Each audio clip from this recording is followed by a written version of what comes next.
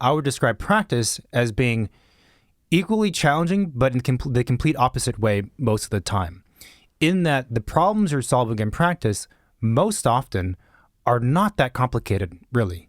In this scale of what we're used to as designers and architects, they're not very complicated. But there's a gajillion of them, and it requires a lot of coordination, persistence, you know.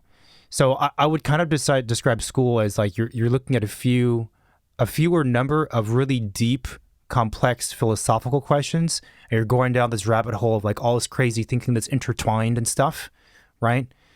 And that requires a lot of really high-level abstract thinking. In practice, it's not really the case. It's more like simple question, simple problem to solve, then another, until you basically, it's a question of endurance, I think, again. This question of how do you test architecture or critique an architecture, and to critique something means you have to have an understanding of the criteria, right? Yeah. Right?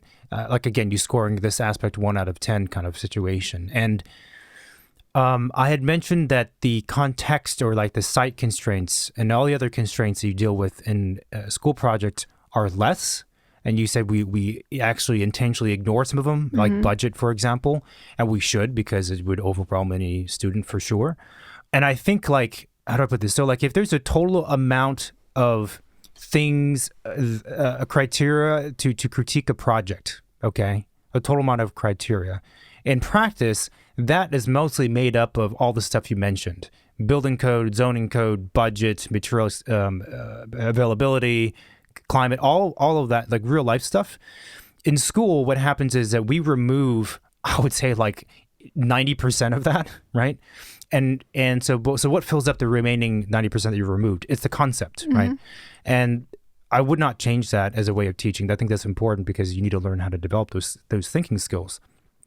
And so that's a weird thing. So what happens is that if in a school project, if the majority of the critique is based on what the concept is, the validity of the concept, and then whether or not you executed it correctly, right?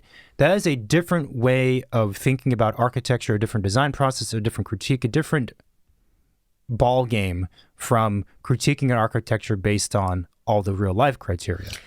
And so what that means is that I think that the thinking that happens in school because of that, I feel, is in many ways much more advanced, much more abstract, and it's higher level than the thinking of the problem-solving thinking that has to happen in practice, most cases.